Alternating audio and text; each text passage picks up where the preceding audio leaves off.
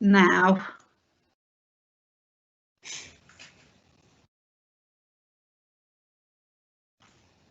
Good evening, everyone, and welcome to our first online ward meeting for Bournbrook and Selly Park. We have a number of speakers tonight on different items, which I'll go through in a second. We're using Microsoft Teams, and you should be able to see a box where you can type a question. We've had some questions in advance that will fit in on agenda items. And if you've asked a question that isn't covered by an agenda item, hopefully we'll have time at the end to pick those up. We'll be running for about an hour and a half. And as I say, we have various agenda items and people who've come to speak to us in the normal way that we would for a face-to-face meeting. So, welcome everyone. If you've got any questions about the process, you should also be able to ask that in the box on your screen. This meeting is being recorded and will be accessible afterwards. You will be able to see the questions as long as the person asking the question hasn't put their personal details in. So that's how it's going to run. And the first item is our COVID-19 update, and we have the Director of Public Health, Dr. Justin Varney, with us, and without further ado, I'll hand over to him. Great, thank you, Councillor McCarthy, and thank you for having me at your ward forum. So I thought what I'd do is just give a bit of a brief update on where we are on COVID currently, where I think we're heading. I'll talk a little bit about testing and getting access to a test, and a little bit about risk factors as well, and how you can reduce your risk in preparation for the next wave. So where we are on COVID at the moment is COVID-19 first appeared in the world in December. So it's really important to remember we've only known about this organism for about 7 months, and there's lots of things we know now that we didn't know in February when it first appeared in the UK. And then it came to Birmingham around the second week of March. And now we can look back through the data and we can see that the first peak in cases was around two and a bit weeks into April. And on our peak day, we had 134 cases in a day. And then we went down a little bit and back up again. So we had a kind of camel hump approach in Birmingham. And pretty much from the beginning of May, numbers have declined. And as we've started to come out of lockdown, we have seen a slight increase in cases, and we've seen actually quite an interesting shift. So some of this is about the changing nature of testing, and now anyone who has symptoms can get a test by ringing 119 or by going on the NHS website. But since the beginning of June, we've seen a really quite a dramatic shift from the majority of people catching this being more elderly to now the majority being between 20 and 40 years old. And that probably reflects people going back to work and socialising more. So we are seeing that as quite a shift. We're also seeing more of the situation issues that we have being in workplaces than they are in schools or in care homes, and that where we were at perhaps at the beginning of June. So there's a bit of change in the kind of pattern that we're seeing across the city as a whole. There's very little variation. So if you have a look on the national map that you can look up your postcode, pretty much most of the city is the same shade of lavender. And we're seeing in most areas of the city between 2 and 5 cases in each ward. And then we've got a couple of wards which are slightly higher, and they're at the kind of 8 to 10 or up to 15 or 16, I think is the most we've got in any one ward. And that's over a week. So when you think of how many people there are in a ward, which is usually several thousand, actually 10 people or 15 people in a week is not a lot. So we're kind of gradually going along.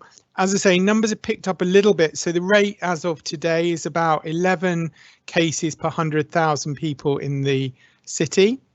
To compare that with Sandwell, which you'll be aware from the media there are some concerns about, Sandwell's running about 22 cases per 100,000, and Leicester, which has been through all of the kind of drama of local lockdown, they were running at 143 cases per 100,000 when they went into lockdown. So we're quite a long way from that at the moment. But it gives you a sense of kind of what's going on. And I'm getting the data every day. I usually get the results for 2 days ago, and that's because of the way the labs process it. But we're now getting much, much better data than we were a month ago. And we're in a much better position as a city to start to consider what will happen and start to see those early signs if things do really start to pick up, so we can take action and start to intervene quickly. In terms of testing, you can access a test by ringing 119 or going on the NHS website. You should only access a test if you have symptoms or you've been asked to because you're the contact of someone who's a confirmed case in a situation like a school or a workplace. And that's important that you do it when you have symptoms or when you're specifically asked to do it, because there's not a lot of use doing it if you haven't got symptoms, because the way the swab works is you need to have the virus in the back of your nose or the back of your throat for it to find it. And if you're not developing symptoms, it's unlikely for it to find it there. So it's just a waste of a test. And although we have more tests available now, there are still some limitations to the system. That test is looking for whether you currently have the infection. You may well have seen in the media, you can get an antibody test. At the moment, I would say don't waste your money. So the reason I would say don't waste your money is what we know from the research currently is that not everyone who has COVID-19 develops antibodies. And interestingly, some of the sickest people don't seem to develop antibodies. In those that do develop antibodies, they don't seem to last very long. So what we're finding is that, like the common cold, you develop an immediate reaction, but it pretty much pitters away over the first month or two. So after 3 or 4 months, you may not be protected at all. So at the moment, my advice is don't waste your money on an antibody test. It may or may not tell you you've had it, but there are so many if, buts and maybes, it's a waste of money, frankly. And that's why we're not rushing to roll it out to teachers or to policemen or to bin men or any other essential workers at the moment, because it doesn't really tell us a lot. When you ring to book a test, you can either have it at one of the drive-through sites. For you, I think the closest site would be the Edgbaston and Cricket Ground car park. We are working with the Department of Health to identify more sites around the city, both for people to drive through, but also to pilot some walk-through sites. You still need an appointment for the walk-through site, but it means people who don't have a car have got an alternative to getting a postal kit, because the walk-through sites and the drive-through sites, you get your result a bit quicker. So that's the kind of way to get the test. I'll move on now just to talk about risk factors, because I think that's one of the areas that people are always quite interested in is, what can I do to reduce my risk? And that's quite important because all of the national work suggests that only about 20% of us have had it so far. So that's 80% of the population have still got to catch it, which means we almost certainly will have a second wave. So it'll be when, not if, in terms of a second wave. And what we know about the things that increase your chance of dying if you catch COVID are, firstly, if you are elderly, particularly if you're over 80. If you're over 80 and you go into hospital, you have about a 20% chance of dying from COVID. If you're a man and you go into hospital, your chances of dying are higher. And if you're from an ethnic minority community, so any non-white British communities, then your chances are higher. Now, those are 3 things you can't really do much about. What those are reflecting, though, is some things that you can do things about. So if you have a long-term condition like diabetes, high blood pressure, kidney disease, chronic airways disease, and they are poorly controlled. So any of the diabetics watching will know exactly what I mean, because it's the thing you get nagged about. Are your sugars under control? So if your diabetes is poorly controlled, then your chance of having a much more severe illness and potentially dying is much higher than someone whose diabetes is well controlled. And we know that, one, men are not as good at looking after themselves as women. And two, that in our ethnic communities, not only are conditions like diabetes more common, but also the NHS is not always as good at looking after people. So some of the audits we've done before looking at diabetes care shows that if you're from a non-white British community, you're much less likely to have all the boxes ticked by the NHS of what they should be doing to look after you each year. So the first risk factor you can do something about is, if you've got one of those chronic health conditions, reach out to your GP or your practice nurse. They're absolutely geared up at the moment to support you. They can do it over the phone. They can do it through the webcam. There are all sorts of ways they can help you get on top of your long-term condition. The second risk factor you can do something about is smoking. So if you're a smoker, please, please, please switch to e-cigs. Preferably quit completely, but at least if you move from a normal cigarette to an e-cigarette, that will reduce your risk, and that's quite an important step to take. And then the third risk factor is obesity, and most of us have put on a little bit of extra weight while we've been in lockdown, because it's all so too easy to just reach for the biscuit packet while we're sat on a Zoom or a team call. And obesity is quite strongly associated with an increased risk of death. And increased risk of severe illness.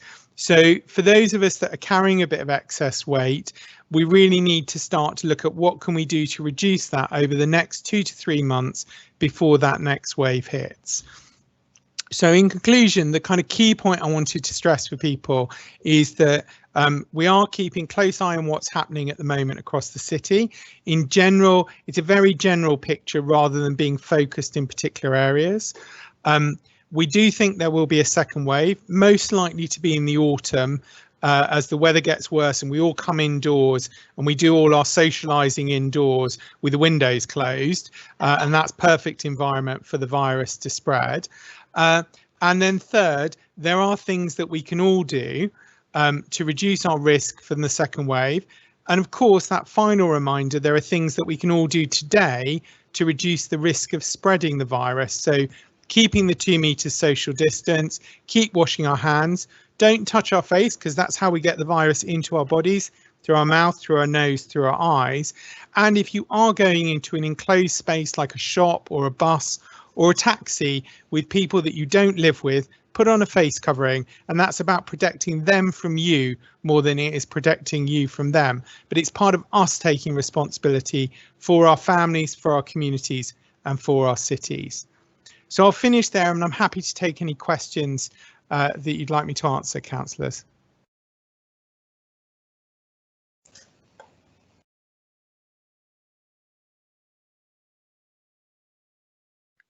We have got some questions, and we have two.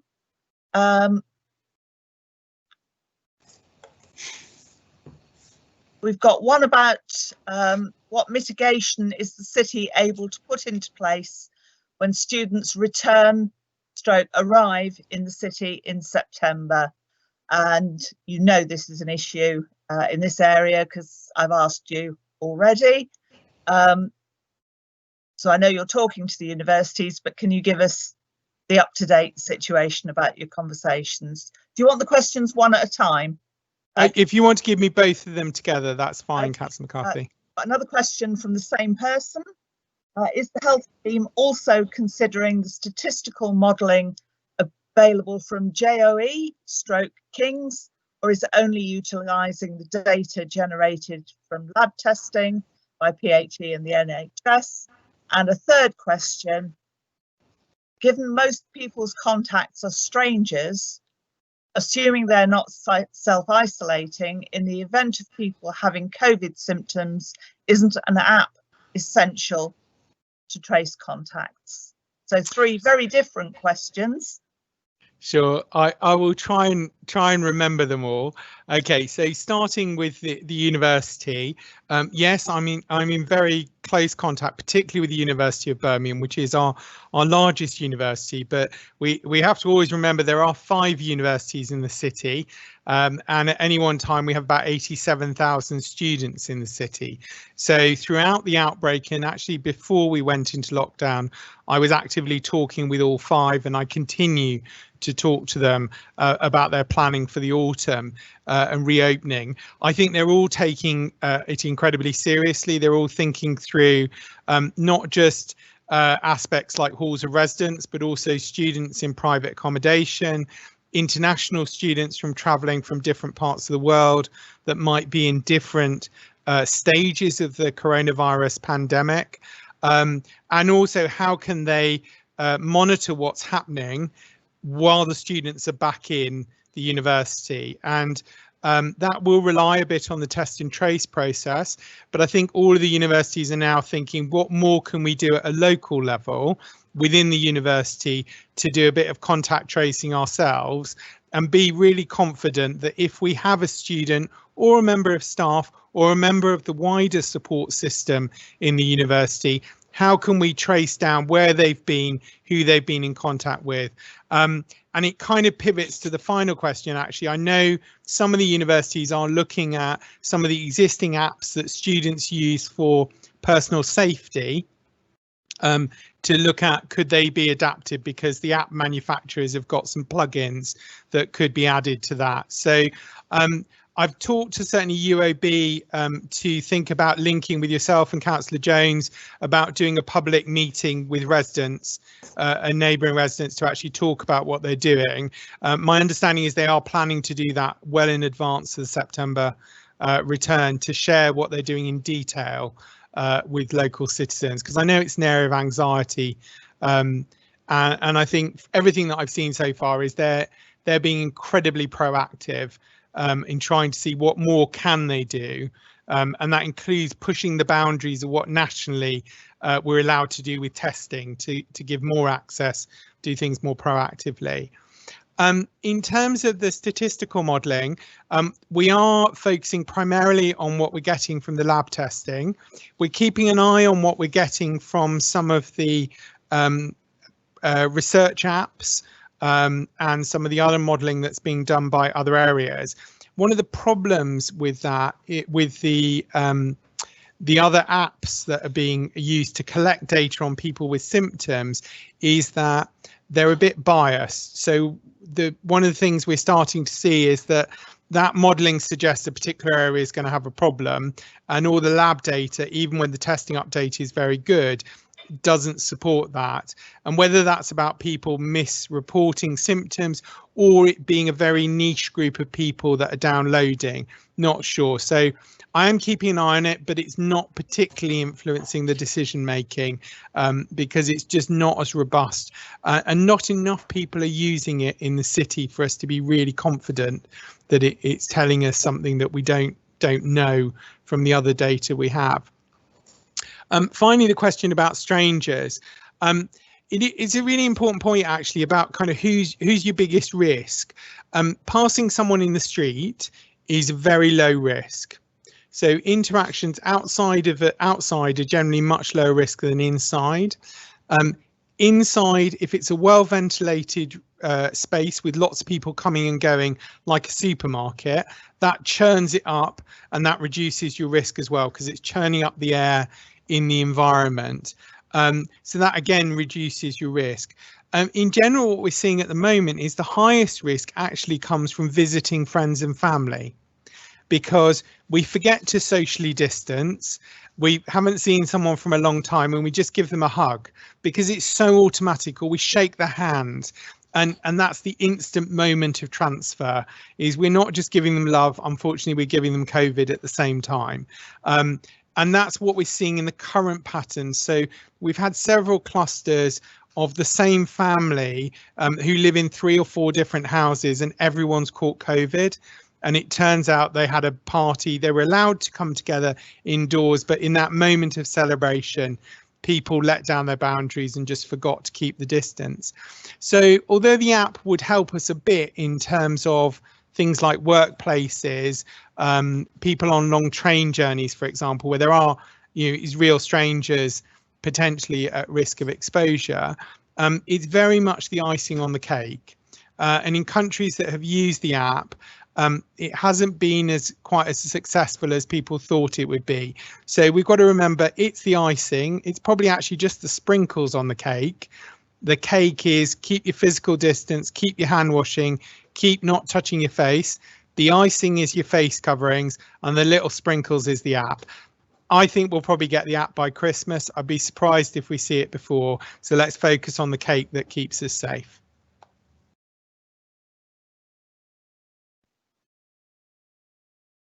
Thanks, Justin. That's really useful. I'm not seeing any additional questions for you at this point, so thank you very much. We'll look forward to seeing you at a future meeting. I know you are doing a meeting with the university, which they're calling a community town hall next week.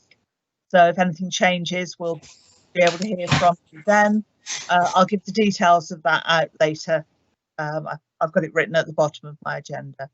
So thank you very much. We go on then to the next item, which is highways parking schemes. And we've got Andy Chidgey, who is new to us from transportation, and Natalia Haberko, who you've met during the consultations. And Andy's going to give us an update, and then Natalia will come in if there are points that she's been involved with. So over to you, Andy. Hi, good evening, everybody. Yeah, so my name's Andy Chidgey. I work for the transportation team at the City Council. So just give you an update where we are. Obviously, it's quite a while now since we consulted with people. There's been a few delays around funding and some delays because of the lockdown situation, but we are now going to progress with the scheme in its current form. Within the Bournbrook and Selly Park ward, there were 3 areas that we consulted on. So I'll tell you what the outcome of all 3 of those is. So the first one, which we called Area 1A, is the area around Raddlebarn Road and up to the Selly Oak Local Centre. So particularly the sort of terrace streets, which are quite student heavy. And we're not going to go ahead with measures in those areas. Don't think there was a great majority in favour or agreement on what to do in that area.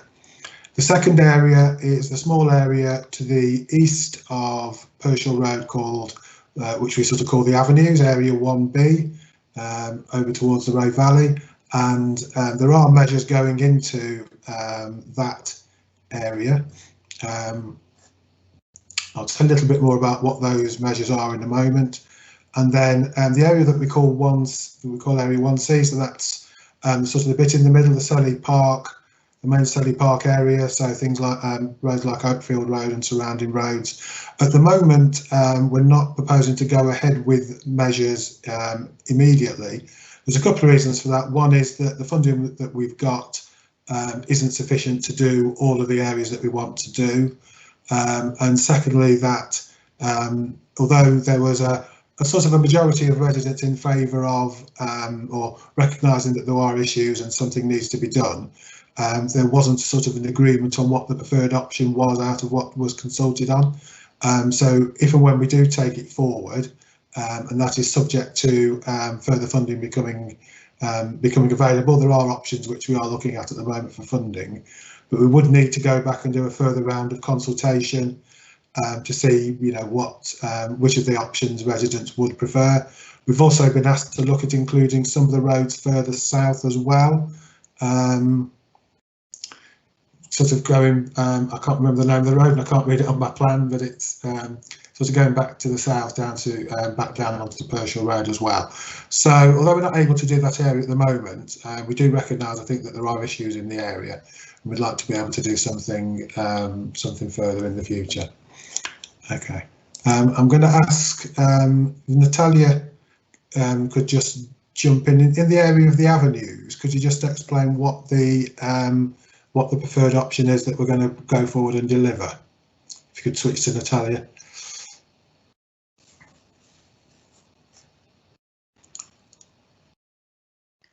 think you're muted, Natalia. Hello, everyone. Yes. Let me just open my plan. Okay, so at the moment we are still going to look at permit only parking for the residents and the local businesses.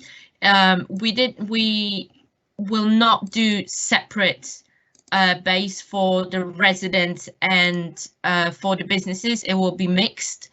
And basically everybody with the valid permit will be able to park in the area. So we have recognized that as a result of the consultation, there was a request to carry out enforcement and permit parking as late as possible. So we are at the moment proposing that the permit parking zone is Monday to Friday, 8 AM till 9 PM, and Saturday and Sunday from noon to 9 PM. So that's as late as it is possible really to enforce. We'll also be keeping some double yellow lines around the junctions, and we also will be adding some bays along 2nd and 3rd Avenue that, except for permit holders, will also have some limited waiting so that people visiting the local businesses will also be able to park. At the moment, we're proposing 2 hours, no return within 2 hours. So these are the proposals that we will be making at the moment. Okay. Okay, yeah, so the remainder of the process, although we've agreed in principle with the Cabinet Member for Transport the areas that will go forward, we do need to get a final approval sign-off before we can advertise the traffic regulation orders for the area that is going forward. So they will be advertised, and there is a right of for people to make further comments or to object if people aren't happy. So it's not sort of a definite, this is what we're going to do yet. There is still a process to go through, and sort of the final decision, if there are people who aren't happy, people still want something different, that final decision goes back to the Cabinet Member for Transport to make the final decision before we actually start to deliver anything. Okay. I know there's some questions which I've already received. Do you want me to talk through some of those, or other questions which have come in? If you can work through the list, Andy, that you've already had, obviously only the ones on this, we'll pick the other ones up later on. And I'm just looking. I can only see one additional question, which is the timescales on the avenues. Yeah. Okay, so and there's a general comment. Question 3 is kind of general comments around traffic in the area. I assume that where it's talked about sort of the amount of fumes, part of that is either people who are driving around looking for a parking space, or kind of as a result of congestion caused by people who are parking indiscriminately. I presume that's part of what is being talked about there. Number 4, developments around Selly Park area which have caused congestion.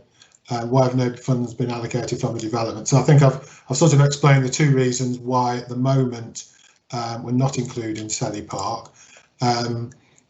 I think the areas that we are, apart from the avenues, the areas that we are looking at the moment are the ones generally closer to the university and the hospital. So parts of sort of Harborne towards Harborne Park Road to the west of the campus, and an area of Edgbaston to the east around Farquhar Road. So they're kind of the ones which we've prioritised at the moment with the funding which we've got.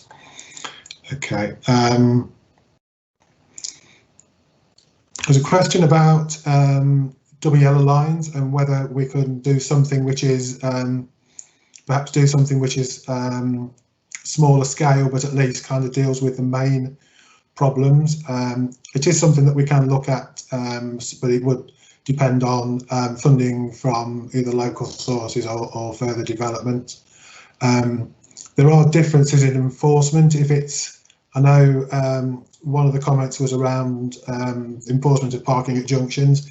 If there's no parking restrictions there, but it's people parking in what you call a dangerous manner on the junctions, that's a police matter, and the City Council's parking attendants can't enforce that.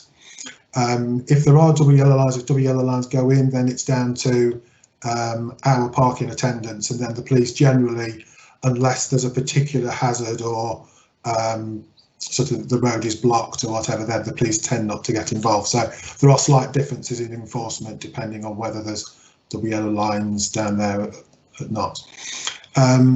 There's a comment, traffic has been worse since the change in priorities at Priory Road. That's not something I was personally aware of. I hadn't been made aware of that before, so that's quite useful. Unfortunately, the funding that we've got is around parking, so there isn't any funding within the budgets that we've got at the moment to do anything other than do parking controls, unfortunately. So even if we are able to do Area 1C in the future, it will still only be a parking scheme. Okay. So latest information on the proposed residence parking scheme for the whole of the Selly Park estate. I think I've covered all of the areas, but I do have a plan that shows exactly which areas are going to go ahead immediately and which ones we'll consider for the future. I've shared that with the councillors on the call, so that can be sent out to residents as well. It has been agreed, although it's not formally signed off yet, it has been agreed in principle with our cabinet member, so happy that that's shared so you can see which ones are going ahead. Can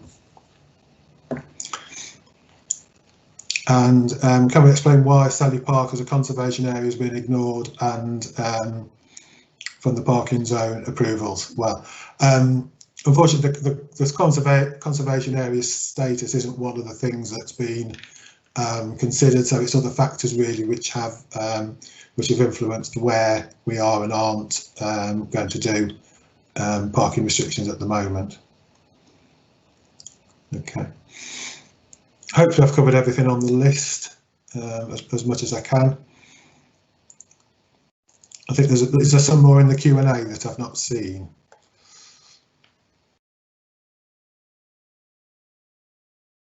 I think you're on mute, Councillor.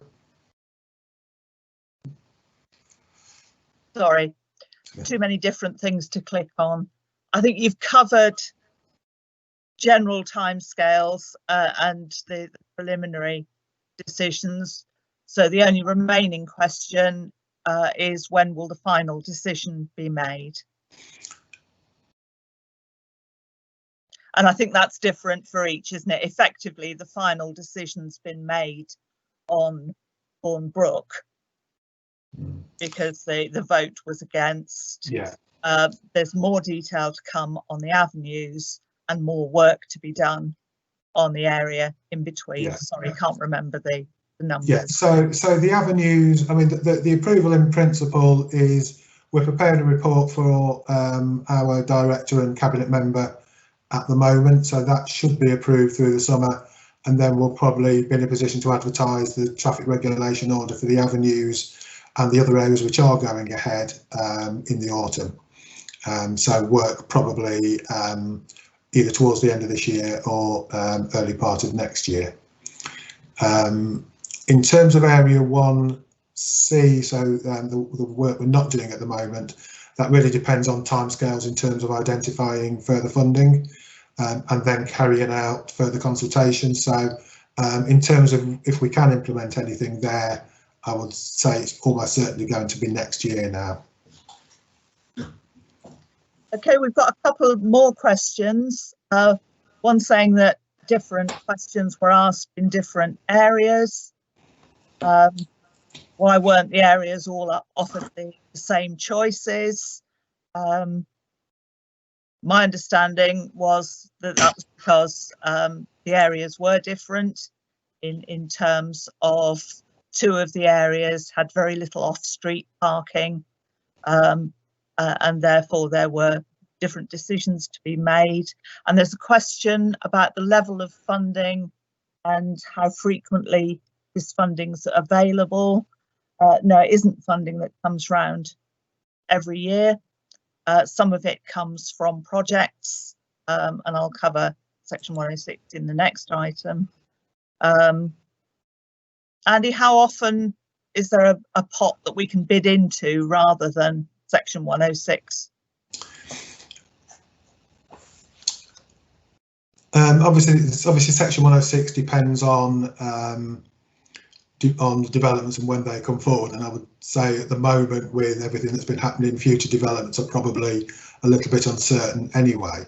I think in terms of local, there's an annual local pot of money, isn't there, for individual wards.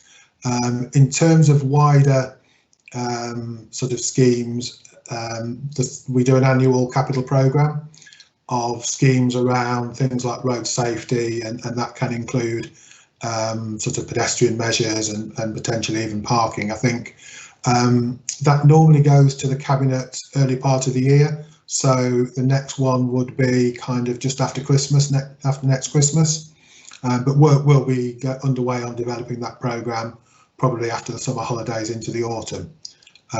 So that would kind of be the time to try and put a case forward for for funding for this area, and then that funding would be available in financial year from April 2021 to March 2022. Thank you. We're getting a few more questions in. Are there any plans for low traffic neighbourhoods? The short answer is not at the moment. The longer answer is let's have your ideas and we'll look at it. Yeah, can I come in on that one? Yeah. Yeah, we are, as some people may be aware, there is funding which we are receiving from central government through the Combined Authority for what's called Emergency Active Travel Fund, and that's around the recovery from COVID-19 and things like encouraging active travel, and potentially we are going to look at some pilot areas within sort of, it doesn't cover the areas within this ward, but it sort of covers the wider area of South Birmingham. If those are successful, then I think there is a definite move to try and do more of those in the coming years. So yeah, I would say there is certainly potential for low traffic neighbourhoods in the longer term. Okay, two more, one of which isn't you, which is about the state of the road surface on Oakfield Road. I know some areas of it have been marked up. We'll get you an answer. That comes from a different part of the organisation and comes from the city's contractor, which is now Kier rather than AIM. I think there have been issues obviously with the changeover of contractor. Yeah, we've had a very good service locally because our inspector has stayed the same. And I know because I've mentioned Oakfield and the junction with Bournbrook to him, amongst other areas, including Hobson, we've raised repeatedly. But I'll get him an answer on where that is, get you an answer from him on where that is. And there's also a question about the section 106 contributions from developments in the area. We can get you that, but if the section 106 specified that it was to be spent in Selly Park, that will be where it has been spent. But I'll get you an update on that one, and I'll say a bit more about that in the next item. Anyone else got a question for Andy or Natalia?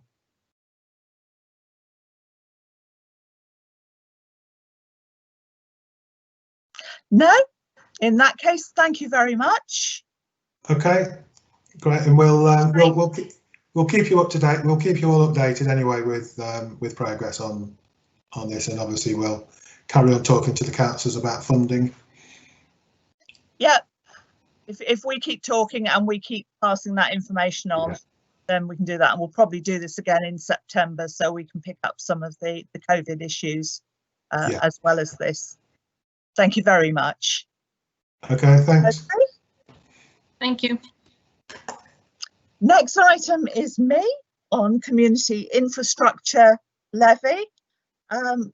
We had a question in advance. For those of you who don't know, after 6 years of not being on the planning committee and just objecting to things, I decided that it was a good idea to try being on the other side and actually see it from the inside. So I put my name forward for the planning committee. The then chair of the planning committee resigned, and I found myself in that position. That does mean when we come on to the next item about planning applications, I'll have to go quiet and let Bridget take that one, because I can't comment on anything before it comes to committee. So just explaining why I'm taking this item. One of the questions we had in advance was, can you explain planning processes without reference to websites or the government? And the short answer is no, I can't, because planning starts with government policy. We don't rock up on a Thursday morning and decide just on the basis of how we feel about applications. We're expected to go in with an open mind, but informed by the policy. And at the top of that process is something called the National Planning Policy Framework. And I'm afraid the easiest way to access that is on the internet. And then within that sits that whole raft of things that we call permitted development, which is basically the stuff you can do without permission. So you can build a rear dormer, you can build a substantial rear extension to your property, you can build something at the end of your garden, as long as it's not a bedroom or a kitchen. There's a lot that can be built on a domestic scale. There's even more that can be done with commercial property. So that sets the framework. If we make decisions that go against that, if we feel strongly, we can still do it, but then it goes to appeal with the planning inspectorate. And if we are seen to have acted in contravention of those kinds of policies, then the costs of that appeal can be charged back to the council. So we start with the national policy, then we have the Birmingham plan, the big city plan, which sets out policies for the whole city, identifies development sites and so on. And then you come down to the smaller units. The East Birmingham plan is a very substantial subsidiary plan, but we do have a wider Selly Oak supplementary development document, which includes things like the life sciences site, which hasn't been developed. It did include the Pebble Mill site and so on. There's the potential below that level to have something called a neighbourhood plan, which there are only a couple of in the city so far. There's one that's been approved and a couple more in the pipeline, but that takes a very substantial amount of volunteer time to work that up. So that's how the policies work, and then the decision making sits within the policies. So hopefully that helps a bit. We are hoping, we were going to do some community events about how planning works in the conventional pitch up at the council house and we'll tell you a bit and take questions. So we're working on doing that virtually as well for community groups and individuals.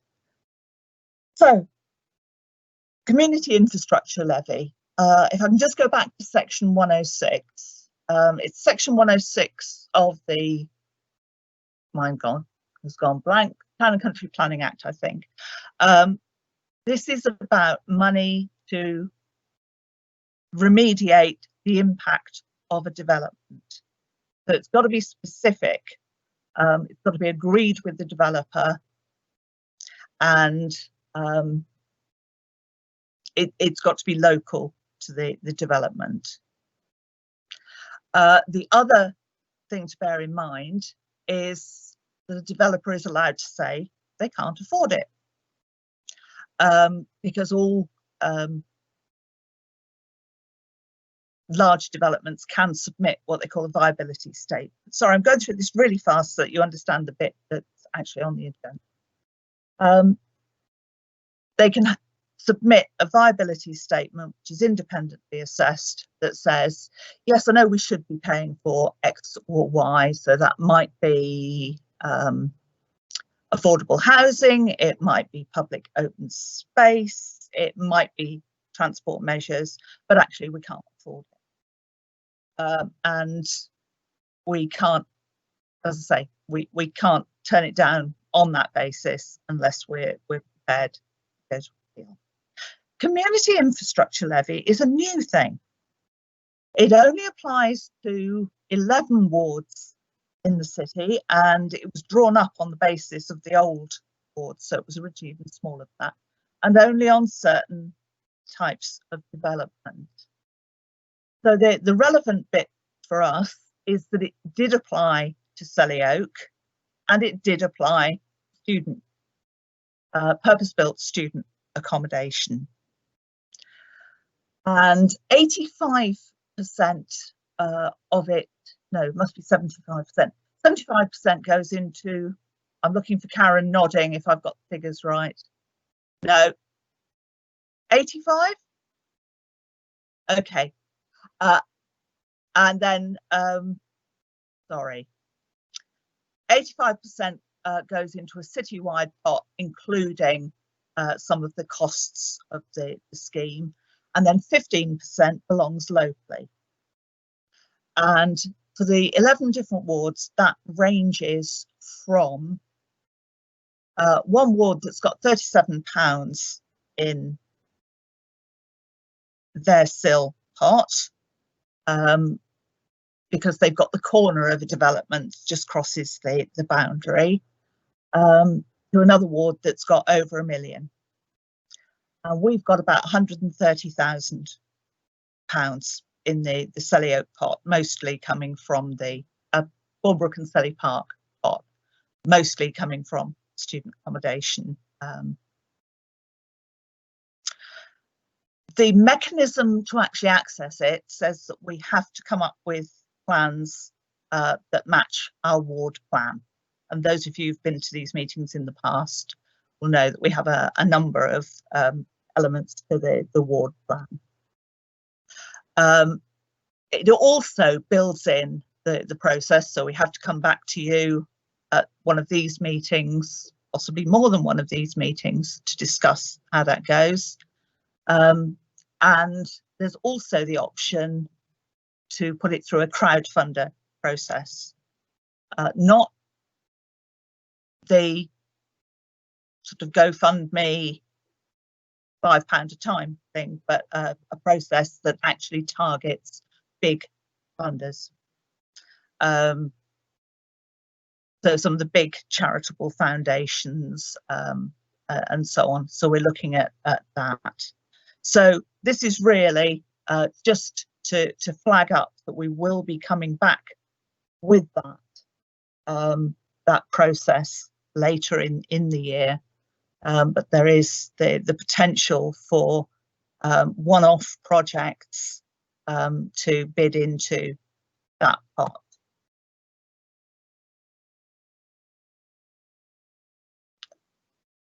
Okay, I'm not seeing any new questions on this. Karen's put up the exact figure, which is 136k. We've got the option to create a small grants pot within that, but it does have to demonstrably match the ward plan priorities. So we will come back in September or a subsequent meeting to actually show you exactly what's there. And look at which of the ward plan priorities we can pick up that way. Hope that made sense. Are there any specific questions on that item? I'm not seeing any. So, as I said earlier, for the actual planning applications, I have to opt out. So I am going to hand over to Bridget, who I hope has the lists. I'm getting a thumbs up, of recent planning applications to go through, and I'll come back for questions that haven't been covered so far in the remaining time. Lovely, thank you, and hello everybody. I'm Bridget, the other councillor for those that I haven't met before. Right, I'm going to try something fancy and try and share my screen with you so that you can see the planning applications that have come in over the last few weeks to the council for our ward. And I'm failing to do the fancy thing and can't seem to find the screen that I want to share with you. So that has gone to pot. Excellent. Use technology, they said. It will make it easier, they said. So what I will do instead is I'll read that out to you. And what we normally do is we normally in the meeting allow people to comment on what they think about planning applications, and then as a ward forum we might object or support an application based on that. It's very hard through the medium of Teams to get a feel for the room on some of these things. So instead what I'll do is I'll just read out some of the planning applications. I'll give you a chance to put any comments that you want me to take into account in my comments on the applications in the Q&A bar, or to ask any questions about them. There are usually lots of residents associations represented here at Ward Forum. I'm afraid I can't see your faces to know who's here, but I've seen lots of you pop up in the chat bar as well, asking questions. So I know lots of you are represented. So hopefully this should be a good opportunity for the residents associations too to hear the feedback about the planning applications and then factor that into your objections or supporting comments as appropriate. So the planning applications that we have received, I'm just going to make one further attempt to share the screen. That's absolutely not going to work. God knows why not. So we have a 5G mast that is wanting to be put in on Kensington Road. We have a 2-storey rear extension that somebody wants to put up on 289 Dawlish Road.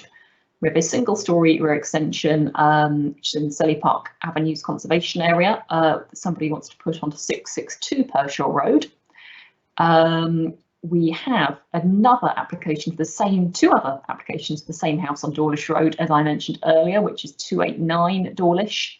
So the total number of applications for 289 Dawlish is erection of a 2-storey rear extension, application for lawful development certificate for a proposed loft conversion with dormer to the rear and erection of a 1-storey rear extension. So that suggests they've already done it and are trying to potentially get that okayed, and also a 3rd application for erection of 2-storey and 1-storey rear extensions. So very keen to extend this house. We also have an application for 76 Bournbrook Road to turn it from a small HMO into a 10-bed HMO, and for 22 Rookery Road to turn it from a small HMO to a 9-bed HMO. So that's the first week's worth. I will let you type any comments you want me to take into account into the chat bar. There have been a number of specific questions you've asked about individual sites. I'll come back to those in a moment after this. I'm not ignoring you on those. And those are enforcement actions. We also have 16 Coronation Road wants to go from a 6 to a 7 bed HMO. 20 Rookery Road wants to go to a 9 bed HMO. I'm not entirely sure from what.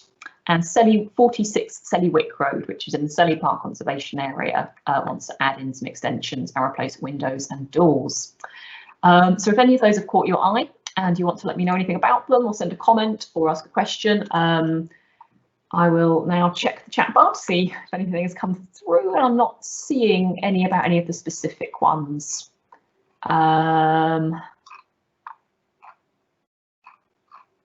No, I'm not seeing anything about any specific applications. That's fine.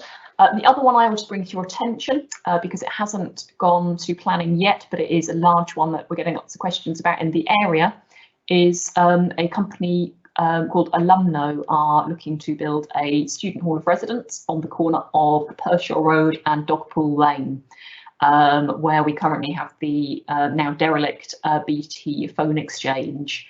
That development would involve taking down the phone exchange, taking down the takeaway that's on the corner there and the post office, taking down all of that and putting up a student hall of residence that would be managed by a private company. The planning application has yet to go in, but I know that they have been in touch with at least the Selly Park South Neighbourhood Forum to seek views.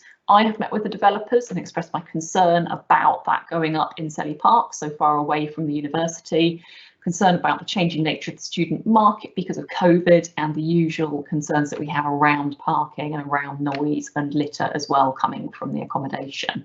So I wanted to make you aware of that because there's dialogue ongoing about that particular site and we're expecting a planning application on it soon. And I've got a comment there. Somebody's made a comment on 226 Dawlish, which I've noted and will take into account in my reply there. I would agree with you on most of the points about HMO licenses. In general, just for transparency, I normally put in objections to places trying to turn into HMOs in the area for all of the reasons we've been through in many previous ward forums. We have an oversaturation of them in the area and we need to retain family housing.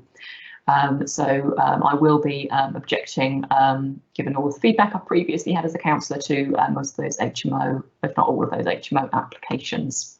But thank you for your feedback on that, Mike.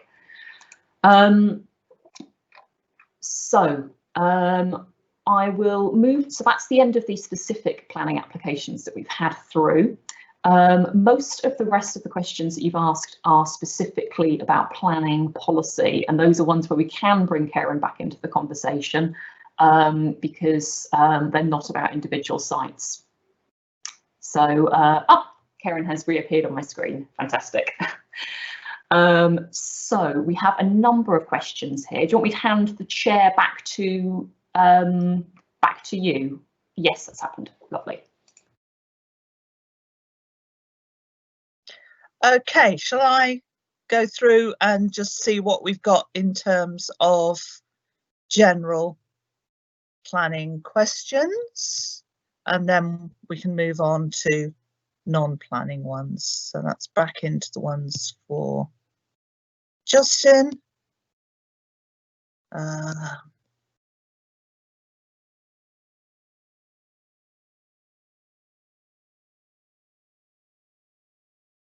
Okay, we're being asked whether there's a viable way to oppose HMO applications and or renewals. So there are two regimes for HMOs. One's the planning regime. We fought really hard to remove the permitted development right, so that anybody could turn a family home into a small HMO, and we got that for parts of Selly Oak that weren't Bournbrook, and subsequently, we now have that in place across the city, so that it doesn't mean that people can't turn properties into HMOs, small HMOs, which are 3 to 6 people, but it means that they need planning permission, which previously they didn't. They always need planning permission and always have for 7 and over. That doesn't match in any way, shape or form the licensing regime for HMOs. Planning is a public process, as you've heard Bridget go through the list. The lists are available, neighbours are notified, and notices are put on lampposts or trees. Licensing isn't a public, HMO licensing isn't a public process. You need a license for 5 or more tenants sharing on an HMO basis, and it's actually a criminal offence to operate an HMO without such a license. But as I say, it's not publicised, so that bit we don't know about until after it's happened, although the applications can be seen. They don't give the level of detail that you would otherwise get if it was a planning issue. Just to make it more complicated, there are different types of HMOs. So there are student HMOs, which is a lot of what we're dealing with locally. There are non-student HMOs which still require a license, and that might be young people on benefits who only get housing rate for a shared property, or it might be anybody of any age whose income means that's the type of property they need to look for. And then there are the exempt HMOs, and these are supposedly supported HMOs, support being provided to the tenants because of some need, operated by registered providers. And that's where we're having a lot of problems at the moment, particularly during lockdown, where the support hasn't been provided. And I'm afraid that really is a problem looking for a national answer. If there is such a property causing you a problem, then please do raise it, and we will unpick all the different elements that might be antisocial behaviour, might be an issue with who actually owns the property, whether they did get planning permission, and so on. But it's something that's causing a problem across the city. I know there's concern locally that if students come back in lower numbers this year, then some previously student properties may change to that model.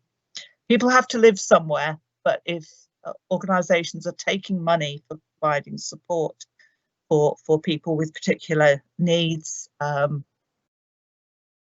ex-offenders or people with substance abuse problems, then that support should be provided at a level that doesn't then cause problems for the neighbours.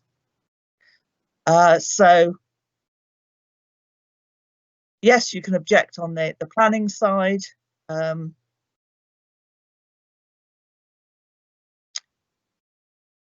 Always worth doing so if you think it's inappropriate. How can we formally oppose the telephone exchange development?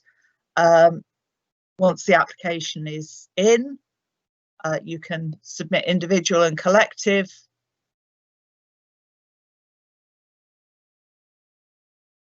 objections, and I think the Selly Park South Neighbourhood Forum will probably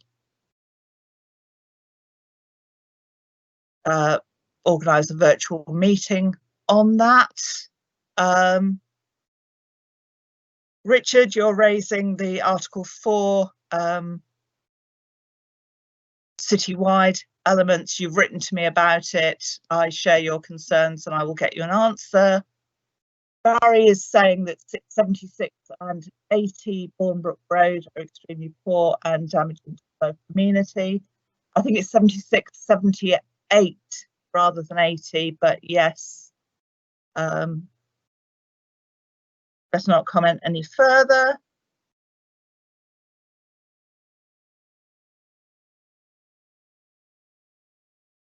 A comment about the extortionate rents in private purpose-built student accommodation. Sorry, I'm trying to juggle different elements. This is why I keep pausing. In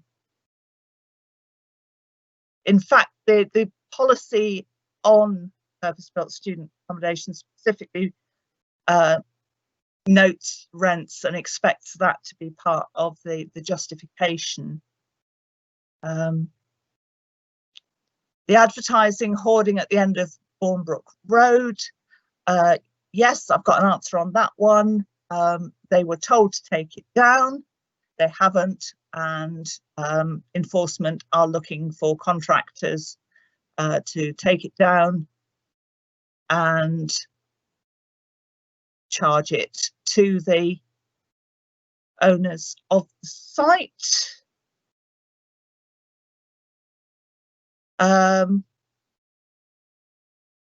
Question about conservation area, trees and permitted development. I know this is on a number of people's minds at the moment.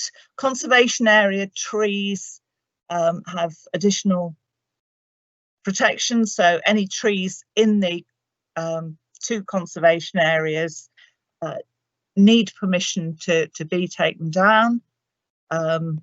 We know on occasion this happens in various ways on various sites, not usually linked to permitted development.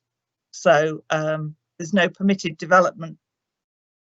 In fact, in Article 4, create the conservation area as well as the other stuff that we talked about, Article 4, removes the permitted development right to deal with your trees as well as the ones about your front doors and your windows.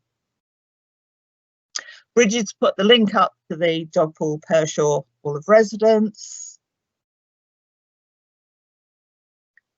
Darren's asking, Darren, we've always thought that there wasn't a direct correlation between purpose-built student accommodation and HMOs because, as was said in a previous point, the students don't move between the two necessarily, other than at the end of their first year. It is a worry this year, particularly around COVID and what numbers are coming back, but that's something we're still working on. It's been flagged up, but the purpose-built student accommodation policy does include the point around they're not. Developers can't say, well, there are lots of HMOs, so if we build purpose-built accommodation, students will move across. They have to prove that that's the case and show their rent levels. We've got the question about Beechenhurst. I share your concerns about this, but enforcement and conservation officers do not share our concerns about the current state of the property, and I will continue that dialogue with them. Right, I think I've got everything, or I've got 6 new ones. Bridget, if you can come back.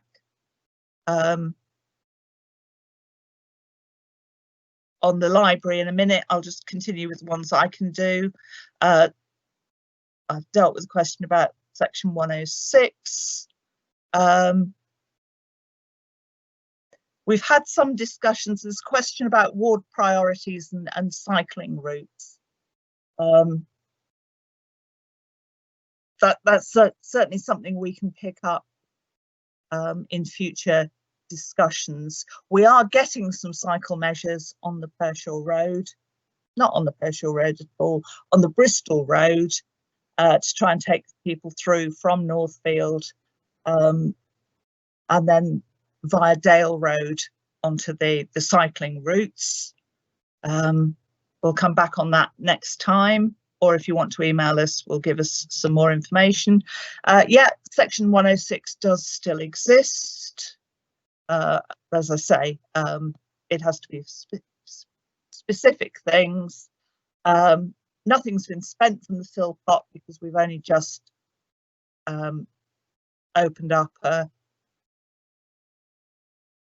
discussion on how it, what the mechanism is, as I mentioned.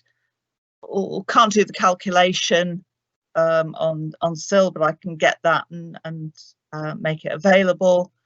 One of the things in the ward plan is support for the community partnership for Selly Oak schemes for the Selly Oak Library and Bournbrook Rec. So yes, those plans are being worked up. I'm not sure where the petitions come from, but certainly CP4SO have been working really hard on this, and without compromising my planning situation, we certainly appreciate the work they've done. Just checking across to the published ones. No, I think that's everything. I also have a Word document, the questions that came in advance. Bridget, do you want to take the one about the library and the work that's going on while I find that document? Thank you. So, Selly Oak Library, as most of you will be aware, we closed the building a year or so ago and moved the library provision into the new Sense building just across the road, meaning it was more accessible to people and open longer hours. We've now got the old library building, which is being disused at the moment, and there's been some fantastic work going on through CP4SO to look at future uses for that. Some really exciting ideas coming through. In order to do anything, though, we need to dispose of the building, and this is where it gets legally tricky. So the building at the moment is held in trust by the council, and there's a number of legal conditions attached to what it can be used for in the future and how it can be disposed of, either through selling it or through a lease arrangement. And in order to dispose of it through selling it or through a lease arrangement to, say, a community group, we need to get the Charity Commission's permission because it is held in charitable trust, and it was given rather to the council years ago with those charitable conditions attached. So Richard and Barry have been hot on my heels on this, and I thank them for it. We have been trying to work to unblock the legal logjam in the council that is stopping us from being able to release the building, people to bid to run it going forward. And to do that, we've got to go to the Charity Commission and ask for their permission and do a whole load of legal work for the council before we do that. We now hopefully have a council as trustee meeting happening in September is the goal, and that will be to, assuming all goes well with the legal work leading up to that, to recommend to the Charity Commission that we should be able to press ahead with disposing of the building and asking for their permission to do that. That is the condition of that is us getting the legal work done in time. COVID has, of course, died down for now, thankfully, but that did put a bit of a spanner in the works with a lot of council things when it first went crazy. So there's just a question mark over a second wave or anything, but all being well, we're hoping to go to council in September with looking for permission to go to the Charity Commission to dispose of the building. Then hopefully they will say yes, and then we can get on with advertising it to the community and leasing. So we do have movement on it. That's the time frame we're currently aiming for. So I hope to give you an update next time on how that's going. I'll hand back to the chair. Thank you. Let me look for the paper list again and just scan through that. So we've dealt with the hoarding. The next question on the list of questions we had in advance was about Selly Park Rec and the litter problems, and can we have more litter bins? We've asked this before. It costs more than you would expect because you have to wrap up the costs of emptying the bins in the initial provision. So it's not just finding the money for a physical bin. It has been bad over the last month or so. I think the answer really is to educate people to take their litter home, but we will look again at whether perhaps as part of looking at the SIL, we could have more litter bins for next year. If I can just do the public service announcement that we don't allow barbecues in our parks at any time, so we don't. What else have we got? I'm looking at all the parking ones that we've dealt with. There was a question about retrospective planning permissions in the area. This is tricky because if you have an enforcement action against what you've built, this is a legitimate response to that enforcement to put in a retrospective planning application. And the legal guidance is that we are not able to have any element of punishment for building without permission in our decision, which I know is frustrating. And no, we can't tell you straight away how many people are engaged in this meeting. That will be available afterwards. I'm certainly seeing names who haven't attended in the past. Right, I think I've got to the end of the paper list. Coming back to the questions. We have a further question about the library. Obviously, the maintenance of the building has caused concern, and we've been quite vociferous in expressing that concern to our property services officers, and I know that Bridget is taking that up as part of those discussions. I'm not seeing anything else. If you've got another question,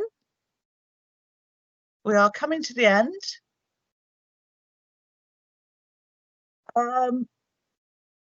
Bridget, should I do the fast answer on what dispose of means in terms of the library?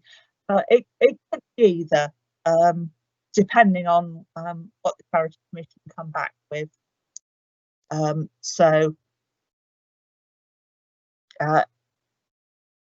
Usually it's a lease, but we would see how the Charity Commission responded. Oh, I thought we'd got a new question, but it's just Karen saying last chance questions. I can't see anything more coming forward. So the only thing I've got in pencil on my agenda is the university's virtual town hall, which is next Tuesday evening at the same time, 7 o'clock. They'll have Dr. Justin Varney, the further update on COVID. Bridget, are you doing that one? It wasn't on my radar. Okay.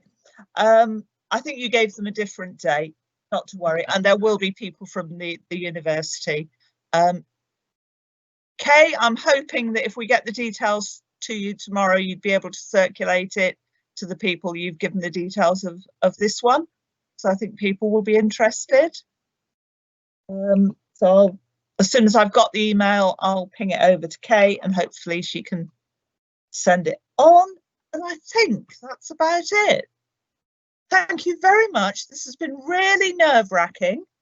It's the first time we've done that, this particular way of handling a meeting. I hope you feel that it's been useful. Any feedback? We are using this particular system that works in this way. So we've got limited flexibility within that. No, I'm not going to unblur my bookshelves, but any other feedback would be very welcome. If I can thank everybody who's attended, and particularly to our speakers and to Karen and Kay who've made this happen. And I think that's it. Thank you very much. Thanks, everyone.